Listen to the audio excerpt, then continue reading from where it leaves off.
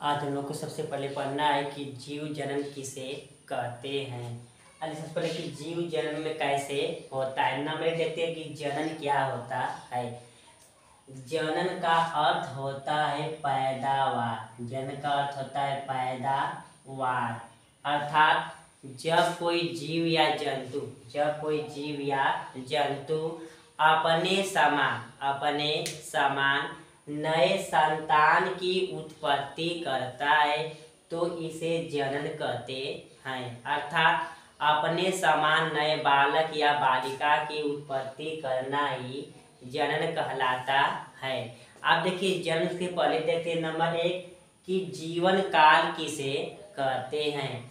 तो जीवन काल उसे कहते हैं जब कोई जीव जन्म से लेकर मृत्यु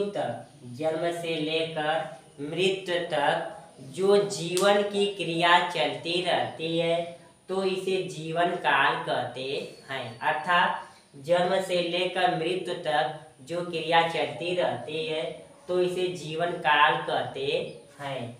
अब दूसरा देखते हैं जन्म दर किसे कहते हैं। तो 1000 वर्ग किलोमीटर के पीछे 1000 वर्ग किलोमीटर के पीछे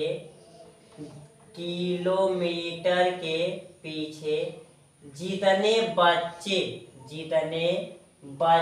जन्म लेते हैं तो इसे जन्म दर कहते हैं। अर्थात 1000 वर्ग किलोमीटर के बीच जितने बच्चे जन्म लेते हैं तो इन्हें जन्म दर कहते हैं। अब देखते हैं दूसरा कि मृत्यु दर किसे कहते हैं। अर्थात हमारे आसपास 1000 वर्ग किलोमीटर के बीच जितने लोग मरते हैं तो इसे मृत्यु दर कहते हैं। अर्थात बच्चों की भी मृत्यु होती है, परंतु जो बच्चे होते हैं ये बच्चों गणना नहीं की जाती। अर्थात 1000 वर्ग किलोमीटर के बीच जितने बच्चे जन्म लेते हैं उसे जन्म दर और जितने लोग मरते हैं उसे मृत्यु दर। आप देखते हैं अगला सबसे पहले कि जनन के प्रकार। जनन तो होते हैं 2 प्रकार के होते हैं। नंबर 1 होता है लैंगिक जनन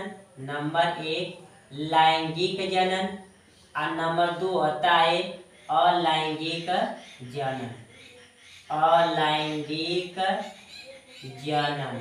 आप देखिए नंबर 1 कि लैंगिक जनन किसे कहते हैं।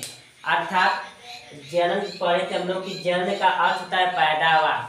जब कोई जीव या जंतु अपने समान नए संतान की उत्पत्ति या बालक या बालिका की उत्पत्ति करता है तो उसे जनन कहते हैं।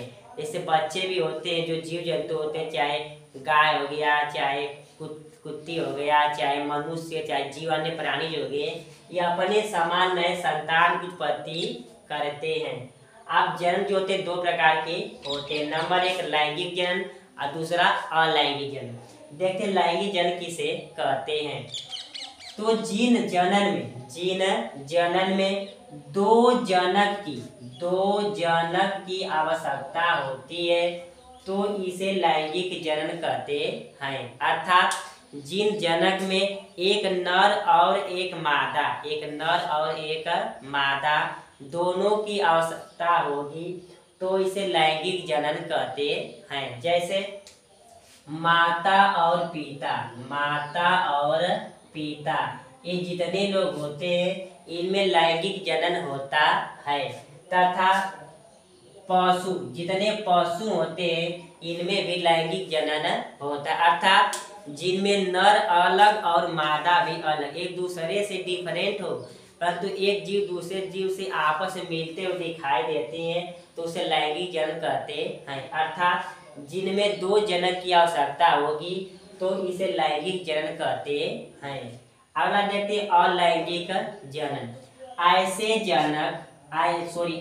जनन जिनमें एक जनक की आवश्यकता होती है, जिनमें केवल एक जनक की आवश्यकता होती है तो इसे अलैंगिक जनन कहते हैं। अर्थात जिनमें नर और मादा में से केवल एक जनक की आवश्यकता होगी तो इसे अलैंगिक जनन कहते हैं। जैसे पेड़ और पौधा जो होते हैं इनमें अलैंगिक जनन होता है। लैंगिक होता है फिर भी अलैंगिक जनन पाया जाता है, क्योंकि इनमें एक ही में नर होते हैं और एक ही में मादा पाए जाते हैं। अब आगे देखते हैं अगला कि विभिन्नताएं किसे कहते हैं। विभिन्नताएं किसे कहते हैं? तो विभिन्नताएं का अर्थ होता है अलग और अलग। अर्थात जब कोई जीव या जंतु एक दूसरे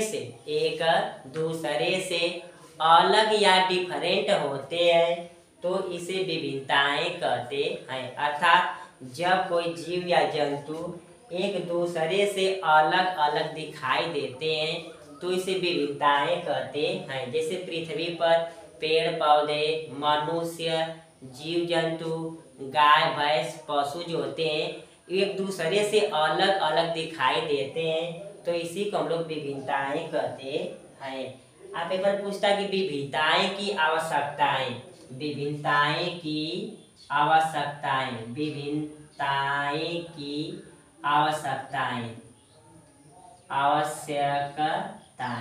देखते हैं विभिन्नताएं कहेंगे। नंबर 1, विभिन्नताएं की आवश्यकता इसलिए होती है क्योंकि विभिन्नताएं के द्वारा